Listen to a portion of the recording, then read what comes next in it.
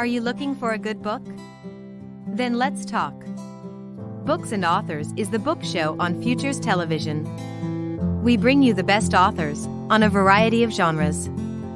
There are so many great books out there, so where do we start? Leave the digging for us.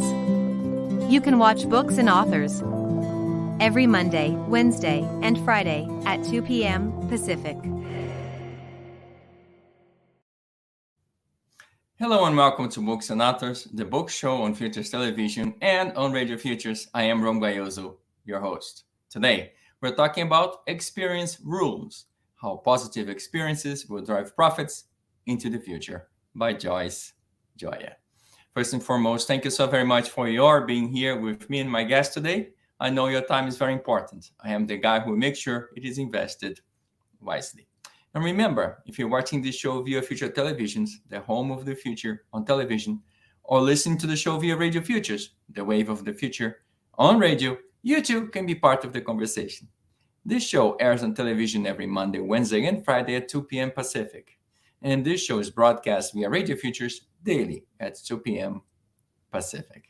If you're not watching us live, please join us on our YouTube channel, and that is IMCI Magazine, where we continue to chat about the topic of the day.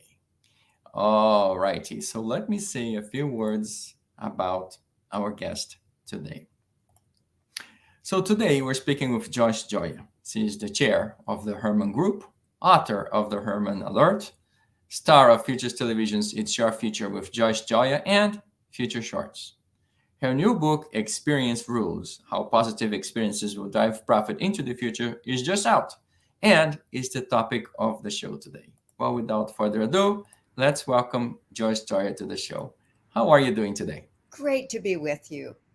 How wonderful to see you. Likewise. All righty, so let's talk about your new book. And I think the first question is really, so why do you write? Why did you write this book?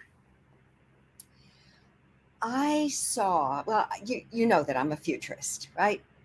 And so what I do as a futurist is I connect the dots.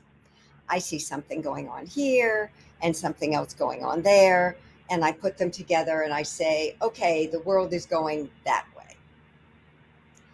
And what I discovered was that we had consultants for the employee experience, and we had consultants for the customer experience, a lot of those. And we even had consultants for the investor relations experience. But no one had connected those dots.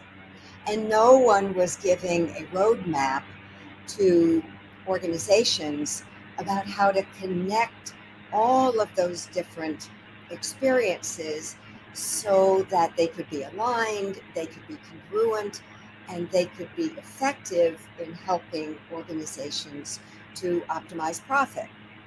And that's why I wrote the book. I also wrote the book because I started out my career in marketing and sales. At the age of 28, I was the youngest magazine publisher in the world, and I doubled advertising revenues 5 years in a row. Then I went into marketing, worked at an agency, and I learned all about direct marketing. I even taught direct marketing at Fordham University. But then I met my late partner, Roger Herman, and he was involved with HR. And this book is the culmination of many decades of work in HR as well as marketing. And it really pulls the whole concept together into one holistic picture. Okay, so the thesis of your book, you talk about experience and bottom line profits. So what's the relationship there? Positive experiences drive engagement, and engagement drives profit. It's just that simple. I mean, it's not complicated. This is not rocket science. The more positive experiences that you're going to give to the people who are connected with you, the more you're going to be successful and the more money you're going to make. That's it. Okay, you talk a little bit about neuroscience in the book as well. It's one of the points you make. So, what's the role of neuroscience in creating that positive experience? I'm so glad you asked because I looked at how to create positive experiences. And what I discovered was that it's all about the brain, of course, right? Because the brain is the organ of the body that decides whether we are happy, whether we're enjoying ourselves, how we're feeling. And many sensory inputs can make a profound difference in terms of how we feel. For instance, intentionally, I'm wearing red. Now, if I had known that you were going to have a bar across the bottom that was purple, I probably would not have worn it, that color. But I wore it because red is exciting, it gives us energy. It's the reason that you'll find McDonald's interiors decorated in yellow and red because they want people to hurry along. And it's a color that makes us feel like we want to take action, we want to move, and it You have works your very red now. well. It works very well for McDonald's, but other colors have other effects, and that's why in chapter 12 I talked all about what significance each of the colors has. So, you do have your red. I changed the color for your bar. So, you do have your Oh, red thank you. to match your jacket. So, it's not going to match mine, but it matches yours. So, it's okay. So, Thank you. so when you talk about those colors, right, is this cultural? So, for example, for the Chinese, red means happy, and for other cultures, it does not. So, how does it work? Yes, exactly. And in fact, I when I spoke in Singapore a while back, I had to be very sensitive to what colors meant. And the first day, I always wore blue, kind of the same blue that Zoom is now using, a kind of nice cornflower blue, not subdued, not dark blue, because that would be more consultant professional. But I really wanted my audiences to be awake, and so I wanted to use a bright jewel tone. It just so happens I look better in jewel tones, so that helped too. But I always would use blue the first day and red the second day because red had a significance that was not as appropriate for business applications as was the the blue. So yes, colors do mean things culturally. You do not want to wear white in certain cultures because white is associated with death. In Africa, purple is associated in some countries. And in fact, the color purple that you use for Okay. Futures television is associated with death. And obviously, you don't want that association. So, So, yes, you actually, have to be very careful about the colors that you're using, for sure. so when they started with Meta, right? All my friends in Israel were laughing. Uh, because, It means death uh, in Hebrew, meth, right? So death, the Dev search engine. Who's gonna use that? No one. yeah, we have to be very careful, don't we? Yeah. So let's change subjects a little bit, and so let's talk a little bit about the managers who are reading your book, right? So how can the managers use this information to help them engage and retain their valued employees? Okay. Experience Rules has 3 chapters that are devoted to employees. And I start off by talking about recruiting, and it's my belief that onboarding begins when they see the first message from your organization, whether it's a billboard or an ad in the online or whatever it is. And that gives them an impression of who you are. I have a girlfriend who owns some shops in California, in the Santa Rosa area, shops that fix cars. And she was looking to run some ads. And when I looked at what she was intending to run, it was all about, what does my organization need and what are we looking for? And then at the end, she talked about the value proposition for the person who would come work for her. Well, I had her flip them, and her ads were much more successful. It's all about looking at things from the point of view of our employees. And whether we're talking about interviewing or the onboarding process. Now, my onboarding process, and it's all in the book, has an 8-point orientation, which involves helping people to see how they made the right decision in choosing to work there, how the working at the organization can help their career, and what are the different career paths that they could take from where they're starting out to where they want to be. I've recommended to organizations, that they show people in the orientation, people who have been there and done that, people who started at the ground level and have risen in that organization. I also believe that we need to pay attention to creating very positive experiences when it comes to figuring out whether we're going to keep people or not. So retention is a very big thing. And if bosses and leaders are not expressing that they value their direct reports, guess what?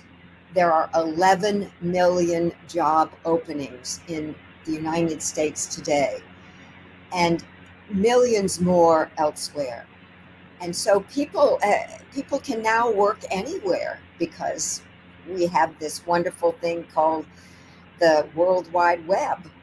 And you can be a remote employee for a company in Germany, or a company in Japan, or a company in Singapore.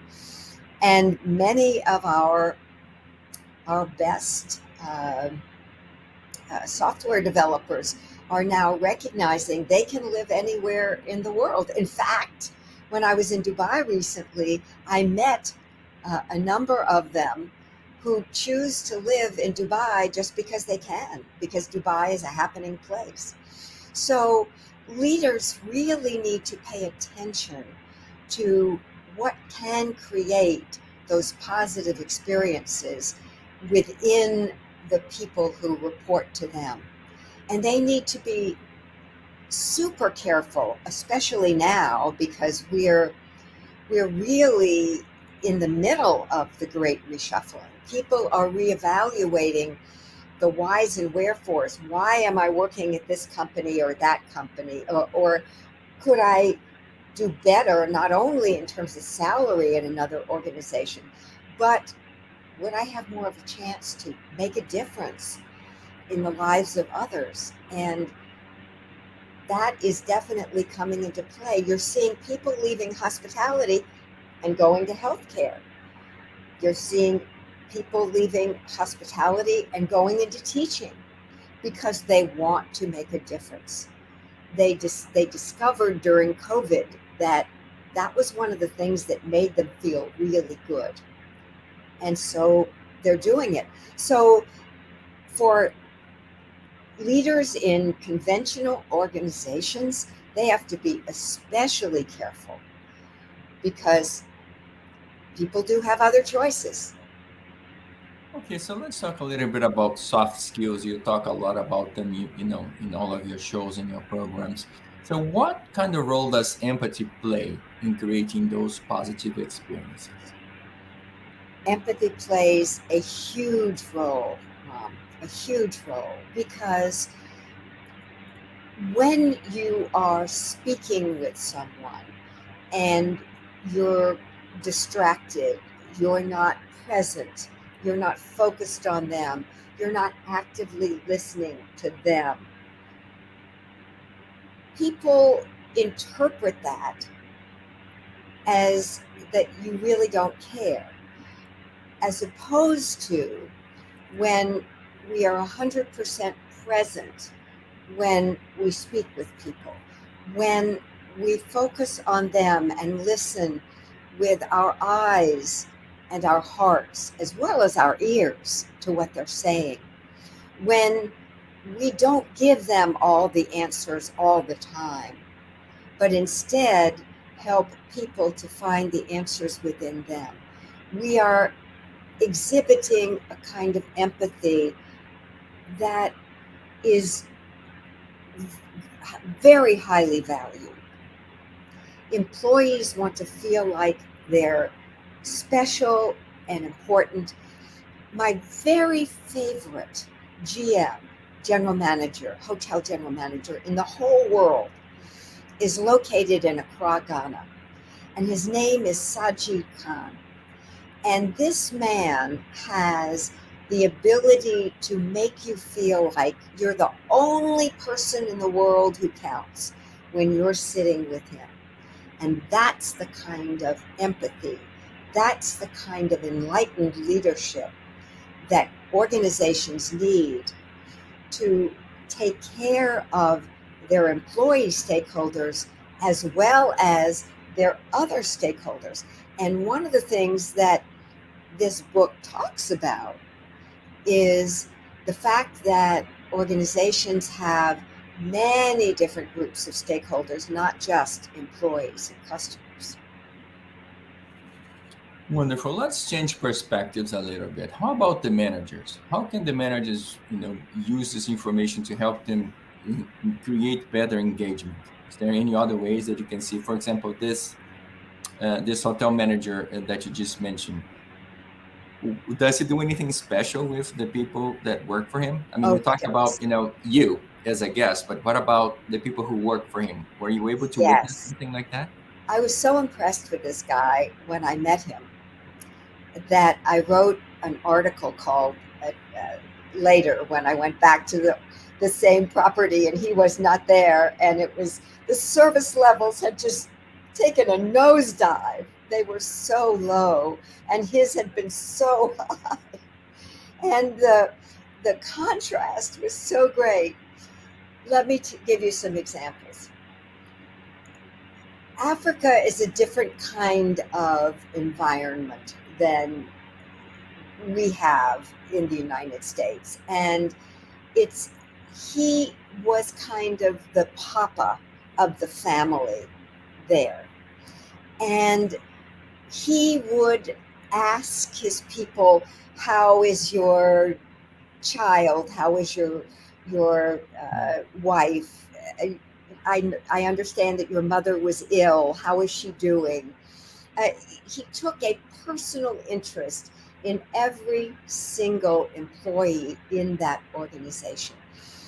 He also had this cool thing. He expected everybody to memorize the list of guiding principles Mm. of that hotel. And if you could recite the list of guiding principles, he would whip out the equivalent of a $5 bill in African currency and give it to you, in Ghanaian currency, actually, and give it to you. And he he had this relationship with his people where they would do anything for him. Sometimes they kidded him and they said, "Yes, boss." But there was a love and a caring that was an exchange of value that was somewhat unique in organizations today. And when I went to his new property, which is the Tang Palace Hotel in Accra, which is, by the way, it just won an award last year as being the top hotel in Accra, and it's Chinese owned.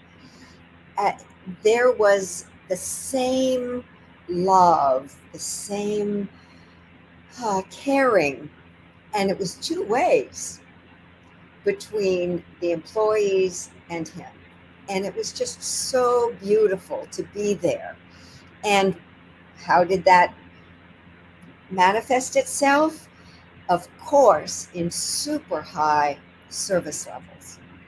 His people just could not do enough for the customers because he was doing so much for them. Well, how wonderful. And now, so let's change perspectives a little bit. So, how about the marketers? How can they use this information to help them create better engagement with their customers? It's all about delivering value. What is most important to your customers? Map out your customer journey. In fact, in the book, at the end of the book, I suggest that readers, if they're serious about really optimizing profit, that they look at mapping out the journeys for each and every stakeholder group in the organization. And that goes not only for customers and employees, but also for the families of customers and the families of employees and the shareholders and the suppliers and vendors. You know, a lot of people, a lot of organizations ignored those suppliers and vendors until we started having supply chain issues. And then suddenly they wanted to be their best friends. Well, who are you going to give your product to first? Is it the person who partners with you and who considers your input valuable? Or is it the customer who says, you're lucky I'm buying from you? Now, But can we but stay a little bit here I'm on going this to go. topic? I'm going to go back to the marketers a little bit. Now, before you go do that, Okay. so you used a very expanded definition of stakeholder. Can you explain that?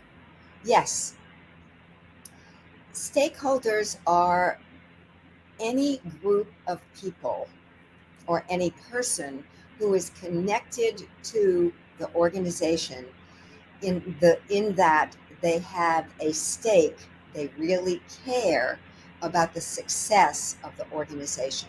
They want the organization to be successful.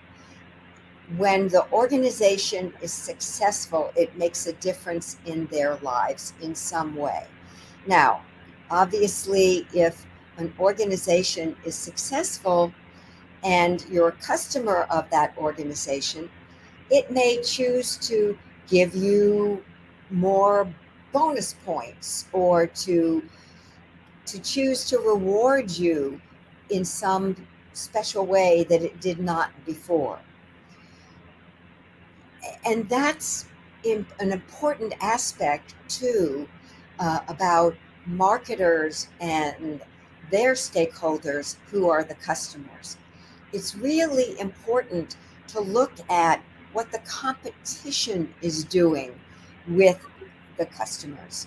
And if the competition is offering something in particular and you are not, then you're likely to come up short in the customer's eyes. So you have to pay attention to what other organizations in your industry are doing as well. And the stakeholders are each of those stakeholders that's connected to the organization cares in a different way about that organization. And obviously, the organization needs to be connected with that stakeholder in a way that matters. So, if you're talking about employees, as stakeholders, there are certain things that they care about. Yeah, they care about their own well-being. They want good money. They want to grow. And when you give them what they're looking for in a value proposition, you're going to succeed. What are suppliers and vendors looking for? You want to look at that value proposition and give that to them. They want to be paid on time. They want to partner with you. They want to know that they can be read in on things, so that if you have a new product that's, say, coming down the line, and they can contribute to that product with goods or services or some part, make sure that you let them in on that so that they can help you to optimize the value of that new product that you're coming out with. Because if they're a supplier or vendor to you, chances are they have great ideas about how you can do things faster, better, less expensively. Okay, so far I talked about the managers, the employees, the customers. How about the readers in their personal lives? Can you use this same process to create a more positive experience in their own lives? You know, of course, that it's true that every person that's connected to us, there's an exchange of value that takes place. We listen to our friends, they listen to us. That's valuable to us, that we have a sounding board.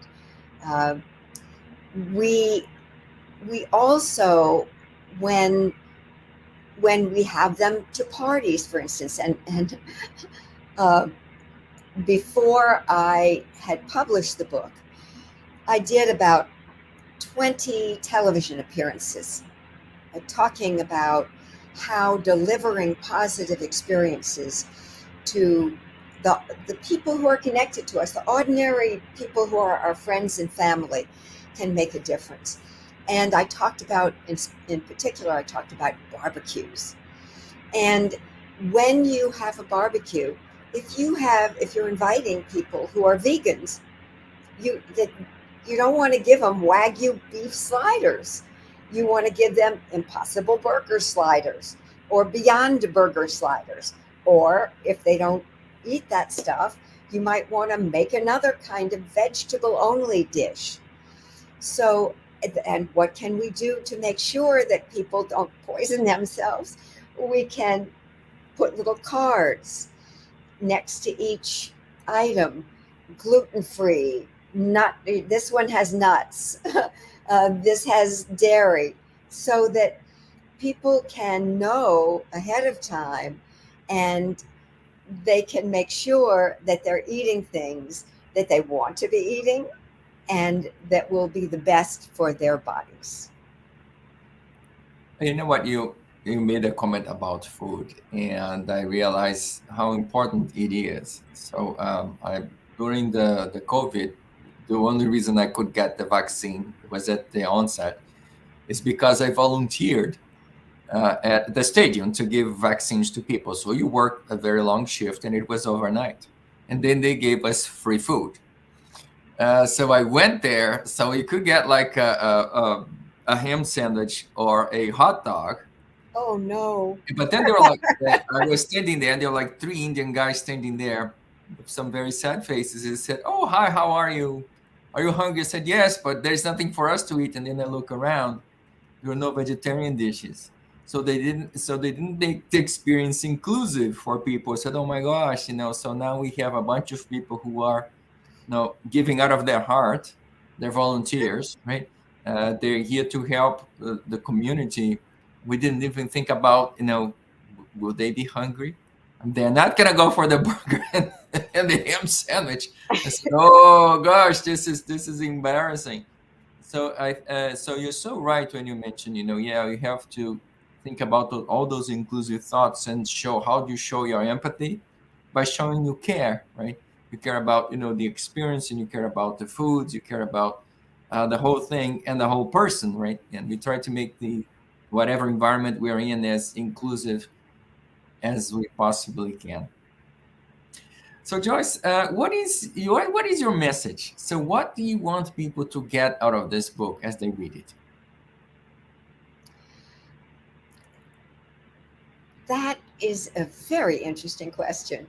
And the answer is I want leaders in particular to understand that it is the quality of the experiences that they deliver to all of the people who are connected to them that can make a difference in their bottom line profit. It's just that simple. If you focus on delivering the best experiences that you possibly can to all of these different groups, whether you're a small business or a large business or a medium-sized business, you are going to optimize your profit. Wonderful. So one last question is, what are you reading? Can you recommend a good book? Yes, actually, the last book that I read was called The Lincoln Highway, and it was by a man named Amor Towles. And Amor Towles is very well known for another book called The Gentleman from Moscow. And this particular book it takes a little bit of getting into, but as soon as you do, you're hooked. And it's a real page turner. It's about some young men who decades ago are dealing with their own family situations as well as emancipating themselves and being their own people. And these four guys meet in a juvenile detention center kind of school home, and one of them is being released from this home and the other two escape. And that's all I'll tell you. Okay, so looks like we have to go explore. Well, we had such a wonderful conversation today. I want to thank you, Joyce, so much for your time today. And folks, really just scratching the surface here. We can certainly continue this conversation, but I'm afraid that's all the time we have for today. So again, let me just go back here for a moment. Experience Rules, How Positive Experiences Will Drive Profit into the Future by Joyce Gioia. And it's available on Amazon. On Amazon, it's available. Oh, but it's also available through the website, Futures Television, right? Yeah, it is. So, folks, I'm going to put the link to this book in the comment section of this video. So before we go, let me just tell you a little bit or remind you of our schedule. Again, we broadcast every Monday, Wednesday, and Friday at 2 p.m. Pacific on Futures Television, and daily on Radio Futures, again at 2 p.m. Pacific. So you can watch Books and Authors or listen to it, whichever way you prefer. And we have our standing column at IMCI Magazine, which is out every other month. So by the way, please continue to submit your comments and questions on our YouTube page. I'll make sure to read it and present it to Joyce. Any other questions you might have.